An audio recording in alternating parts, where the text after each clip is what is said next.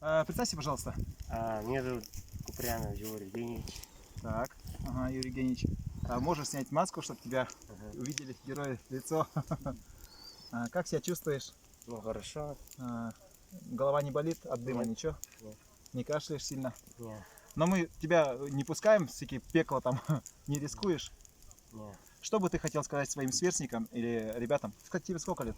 Ну, мне 20. 20? Ага, недавно исполнилось. Здорово. Как ты думаешь, ну, для твоего возраста это хорошее испытание или можно было без этого обойтись?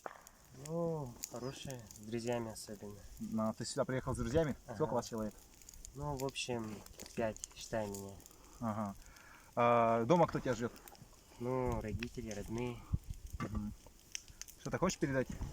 Ну, они вроде, ну, звонили мне, но сейчас связи нет, они, скорее всего, не знают, что... Ну, время от времени будем тебя вывозить на связь, на сеанс общения с родными. С родными, близкими. Что ты своим ровесникам все-таки скажешь? Не хотел бы ты их пригласить сюда, Ну, помочь нам? да, людей не хватает, ну, мало здесь. Все, наверное. Техники? Техника, да, точно. Кормят нормально?